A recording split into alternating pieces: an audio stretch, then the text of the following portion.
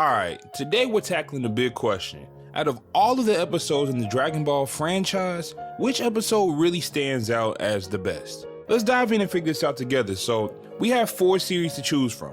Dragon Ball, the OG, Dragon Ball Z, the icon, Dragon Ball Super, the modern continuation, and even Dragon Ball GT, the non-canon disaster.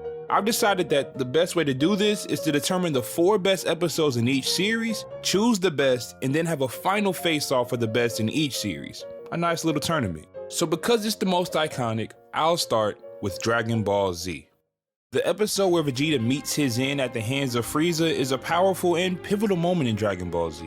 What makes this episode so great is the depth of Vegeta's character development. Up until this point, Vegeta had been portrayed primarily as a ruthless and prideful warrior driven by his desire for power and his Saiyan heritage. However, in his final moments, we see a different side of Vegeta, a vulnerable, tragic figure who had suffered immensely under Frieza's rule. His tears, these tears were something else. The heartfelt speech to Goku reveals the pain and humiliation he endured, giving us a glimpse into the true weight of his pride and the burden of being one of the last surviving Saiyans. This emotional depth adds layers to Vegeta's character, making his death seem both heartbreaking and unforgettable. Vegeta's death also serves as a crucial turning point in the story, particularly for Goku's character. Up until this point, Goku had faced many powerful enemies, but none with the same level of malevolence as Frieza. Vegeta's death at Frieza's hands personalizes the conflict for Goku, igniting a deep-seated anger that later leads to his transformation into a Super Saiyan. This transformation is one of the most iconic moments in the series and is in part fueled by the emotional impact of Vegeta's final words. Goku's vow to defeat Frieza not just for himself, but for the fallen Saiyan race including Vegeta raises the stakes throughout the remainder of the Frieza saga. The impact of Vegeta's death extends beyond the immediate storyline, influencing the development of his character and his relationship with Goku in the long run. This moment is the climax of the part in the story where we watch Vegeta's complex journey from a villain to a more honorable ally. His death plants the seeds for his eventual redemption and the respect he develops for Goku, who he realized will be the only Saiyan left. In this way, Vegeta's death is not just a tragic moment, but a catalyst for significant character growth and narrative progression that echoes throughout the entire series. Alright, so the next episode also comes from the Frieza saga. Episode 95. The episode where Goku becomes a Super Saiyan for the first time is one of those moments that forever changed the landscape of Dragon Ball. Up until that point, and go back and look, Goku had always been the underdog who relied on his training, determination, and sheer willpower to overcome stronger opponents. But when Frieza kills Krillin right in front of him, something snaps inside Goku, pushing him to a level of power that no one, not even Frieza, saw coming. The transformation itself is iconic. Goku's hair turning gold, his eyes turning green, and the sheer intensity of his aura, it was a visual and emotional climax that had been building throughout the entire series. Goku not only surpassed his limits, but also embraces his Saiyan heritage in a way he never had before. This transformation didn't just make Goku stronger, it altered the dynamics of the story, for better and for worse. Before this, Goku was always striving to catch up to stronger enemies, but as a Super Saiyan, he became the pinnacle of power in the universe, at least for that moment. It shifted the balance in his battle against Frieza, turning what was a desperate struggle into a fight where Goku now had the upper hand. The concept of a Super Saiyan also introduced a new layer of mythology into the series, something that would define not just the rest of the Frieza saga, but the entire Dragon Ball franchise going forward, and again, I say it's for the better and for the worse. It set a new benchmark for power, one that characters would continuously strive to surpass, and it also introduced the idea that even greater transformations could be possible, which some could say kept the tension alive. Some could argue that it's led to the power creep problem that the Dragon Ball franchise has. For Goku's personal journey, becoming a Super Saiyan was a significant turning point. Throughout Dragon Ball and Dragon Ball Z, Goku had been the pure-hearted warrior who fought to protect his loved ones and to challenge himself.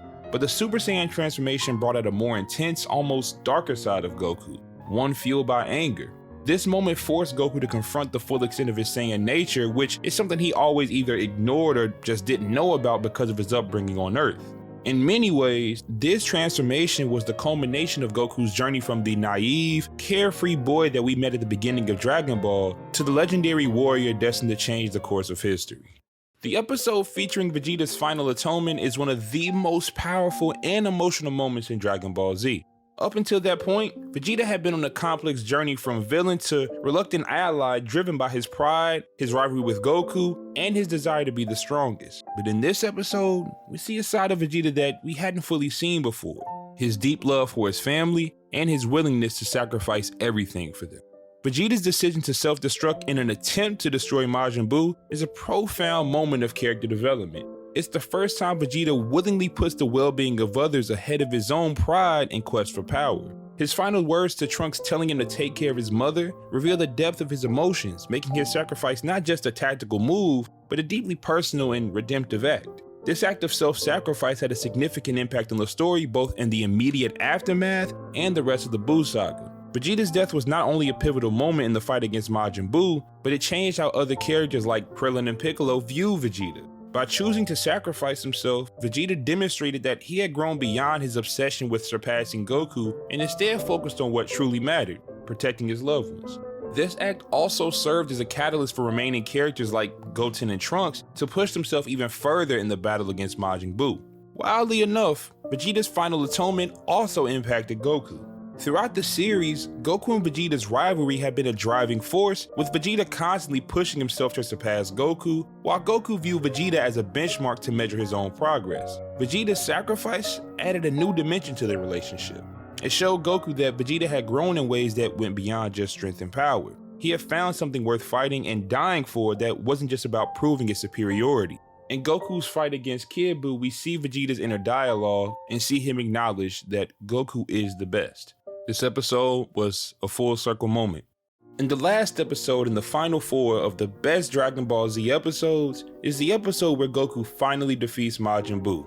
Now, I don't like the Buu saga, that's known, but this moment is one of the most iconic in the franchise. After countless battles, transformations, and moments of sheer desperation, Goku's victory over Buu feels like the perfect culmination of everything the series had been building towards. The fight itself is a spectacle, with Goku harnessing the energy of the entire Earth to form the Spirit Bomb, a move that not only showcases his incredible strength, but also his unwavering belief in the goodness of humanity. Well, actually, it was Vegeta's belief in the goodness of humanity. Vegeta was the one that suggested that it was time for the Earth to help Goku in the same way Goku helped them.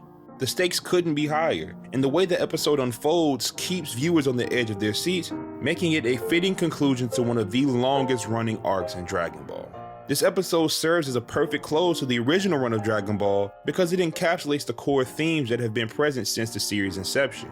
Goku's journey has always been about more than just defeating powerful enemies. It's been about protecting his friends, family, and the Earth. Throughout the series, Goku has grown from a naive, carefree boy into a seasoned warrior who understands the value of life and the responsibilities that come with his immense power. By defeating Buu, Goku not only saves the universe, but also reaffirms his role as its protector. And I know we love to say that Goku isn't a hero, but we all know the role that he plays in this story. The decision to have the Spirit Bomb formed by the humans on Earth is a brilliant piece of writing that adds depth and meaning to the final battle. Throughout Dragon Ball Z, the Z fighters have often been portrayed as the last line of defense, with the average human population being largely unaware of the true threats facing their world. But in this final moment, the people of Earth are given a chance to play an active role in their own salvation. It's powerful because it shifts the narrative from one where a few powerful warriors bear the burden of saving the world to one where everyone has a stake in the outcome. It's a reminder that even the seemingly powerless can make a difference when they come together, reinforcing the theme of unity that has been central to Goku's journey. And speaking of Goku, the use of the Spirit Bomb as the final attack underscores the idea that Goku's greatest strength isn't his physical power, but his ability to inspire and unite others.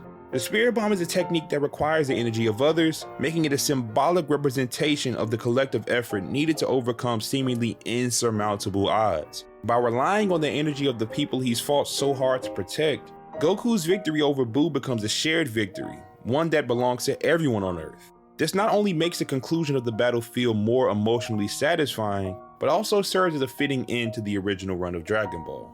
So, for Dragon Ball Z, I think the 4 best episodes are episode 86, episode 95, episode 237, and episode 286.